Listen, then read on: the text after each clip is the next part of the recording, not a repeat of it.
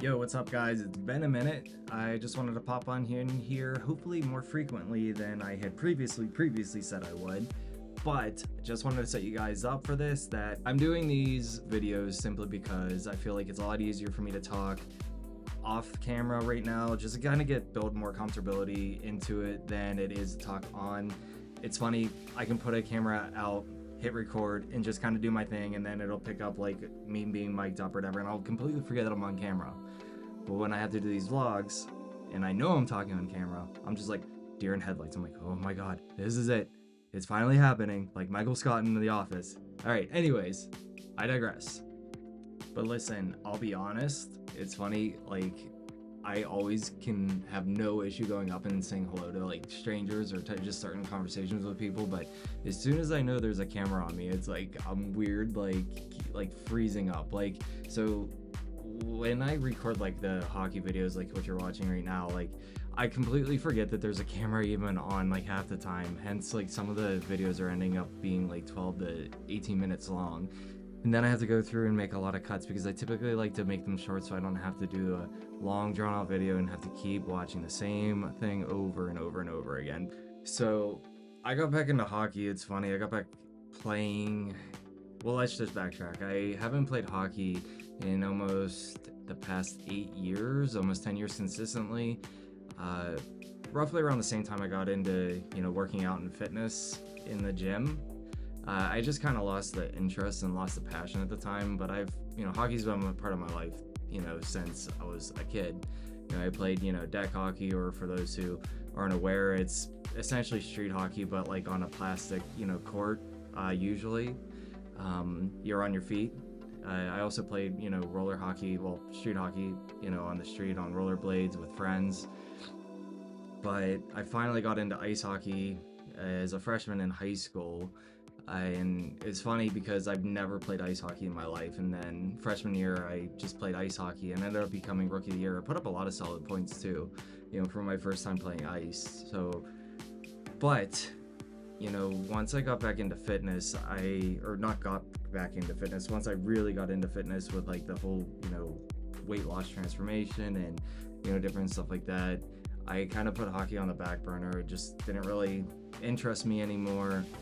And then we'll just flash forward, to 2024, that I just was sitting at my house thinking, I'm like, I kind of want to play ice hockey. I want to see if if I still love doing it, if I still have it, if I can still play. And lo and behold, went out one fateful day in February, and I played out twice a week at a ice rink by, outside of Pittsburgh. And it's funny, one of the people I've probably known, well, she corrected me since I think 2008, 2009, whenever I played for Pittsburgh Predators. Actually, it's the ice rink that I'm playing at right now. That was one of the first people I saw when I was out there, which was cool because it's nice to always, see a familiar face and somebody you haven't seen in a long time. And you also get to have a chance to play, with people instead of just going out there and just kind of just playing, on your lonesome. And on top of that, I got to meet a lot of different people, like the person you see now that I'm playing with. He's awesome. I skate with him usually Tuesday, Fridays if I'm able to go on a Friday. But, a lot of these people, they're super cool, super down to earth, easy to talk to, easy to play with. Obviously we're not playing any pickup games all the time. There's another friend that connection I made, which is, he's really, really cool. His, kid's super awesome too. But what we're really doing, like, people ask, like, why do you go out and play stick time if you don't want to play, adult league? And to be honest with you, I am a sub for one adult league team down there. And the reason why I don't commit to the team, or any team for that matter, or any league, is because that's not because I'm not good enough or anything like that, or if anybody can play, just so you know. As long as you have some type of skill set, they'll put you in a league that you feel is like your best skill set or something like that. But the games are so late. They're 11, sometimes 11:40 at night. I get up at 5:30 every single day, Monday through Friday, for clients. And for me to have that type of a commitment and not getting to bed until 1:30, 2 o'clock in the morning, is just, that's where it becomes not worth it for me. And that's why I'm saying, for me, I do like, substitutes. Like I'm a substitute for, one of the teams, like if they're in dire straits. So guy already knows, like if it's before 8 o'clock, I'm, on a, Sunday night, I'm down to play, like absolutely.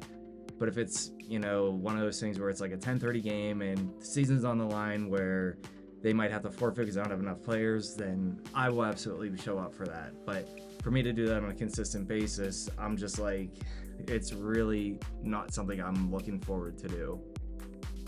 And honestly, don't get me wrong, like, I'd love to commit to a, adult league team.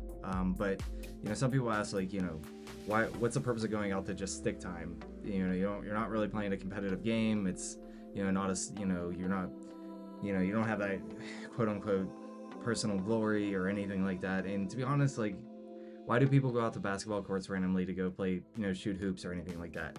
Can there be a pickup game to be had if there's enough people? Sure. But it's a form of exercise for me, like, especially now that I've, gotten into weightlifting so much more. I'm working on every single body part. You don't realize how important your core is until you've really trained it and worked really, really, really hard on it. And that's like a thing for me is I was able to pull a lot of things from the gym and translate it onto the ice. I have clients who play hockey. I have clients that are involved in other sports who are able to do the same thing, and then they tell me, Corey B, like, what you're doing, like, for us in the gym, I'm able to, use this on the court, I'm able to use this on the field, I'm able to use this on the ring. Stuff like that is like very, very impactful, and it just goes to show that, where your passion therein lies. And I'm very fortunate so far to get back my one passion I've always had, and now really, really tie it into the other passion that I have, which is weightlifting and ice hockey. It's funny. I didn't really think I'd get into hockey this much again until I was thinking about getting into skills coaching as well. And that's something that I'm, really working on to hopefully make that happen, because not only do I like, teaching and coaching people in the gym, but I feel like I could have a good impact on, children, with, playing hockey and teaching them the fundamentals of, skating, shooting, passing, deking, all that type of stuff, what it means to be a teammate, how to be a leader, different stuff like that. But yeah, I think, for me to be able to show kids how to play a sport that I love, I never once thought that this was going to be a thing, or this was even going to be on the table. I run my own business under Corey B Fit, and that's something I really, really enjoy, from the gym aspect of it and the nutritional aspect of it. But I always feel like that I have more to give. And the reason why I wanted to do this is because, number one, I got back into hockey. There's a couple kids that from time to time skate with us, and I jive very well with them, and they always want to learn, my perspective on things. I'll give you a quick example is there's a 18-year-old who I was watching him skate, and he's a hell of a skater. He's a really damn good skater. But the thing that I was noticing was he was getting winded so quickly. So I had pulled him aside. I said, hey, look, here's how I would approach your strides moving forward. Not only because you're really, really fast, but let's take that quickness and make it more of an endurance thing where we're sitting more into our stride. So for those who don't understand the mechanics of hockey, the lower you sit into a stride, like you're really, really sitting down while you're skating to be a longer stride, that in it of itself helps you push yourself further in a harder stride. So he challenged me to a race a couple weeks later. All right, so we did 2 races. First one we tied, it's on video. Second one, he beat me by a stride. Both times, guess what he said to me? He said, Corey B, he's like, I've been using that technique you taught me how to do with a longer stride instead of the quick strides. Not only did I not run out of energy, but I feel a lot better digging into the ice with sitting down more into it. And to me, that's rewarding, because even though I'm not getting paid to teach, knowledge, in my opinion, is free. And to help somebody out like that who, maybe their career is just getting started, maybe it's coming down to an end, maybe it's a personal goal for them to just be a better skater, I don't know. But to help impact people like that is very, very, it's like a big deal for me, and that's something I love. So this was my first go around on a ad-libbing type of video. I didn't really want to do anything scripted because, to be honest, whenever you're really just talking about anything in life, hopefully it's not scripted, because life itself is not scripted. You have no idea what's going to happen the next day or even like 10 seconds from now. Well, you have a general good idea of what's going to happen 10 seconds from now, but I think I like doing it this way. I feel like it's more authentic. I feel it keeps the watcher or viewer's attention. I guess I'll know on the analytics side if I need to make these a little bit more shorter, if I need to change up my approach to these, what types of videos I want to use. But I think moving forward, I'm going to be utilizing a lot of my fitness in the gym fitness content along with the ice rink content. I have a lot of videos that I shot in between both since August. Damn, I wish my cameraman was able to skate, because boy, this would be so much cooler with him following like all of us around and stuff like that, but that's okay. Another argument another time. But we're gonna make some more of these videos because I feel like this will be way easier to just pump out and just talk maybe 3 times a week to go over like what's going on in life. Maybe I'll talk about nutrition a little bit more.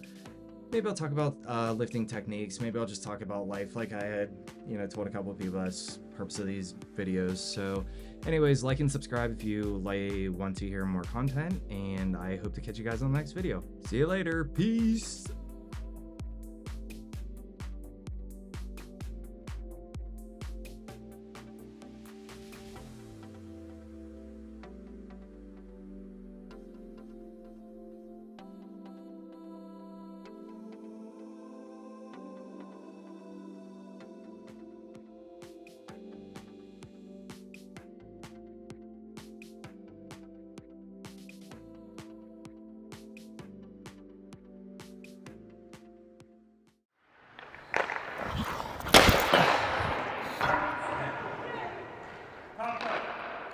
Top left, oh Christ. Nice, came back to you.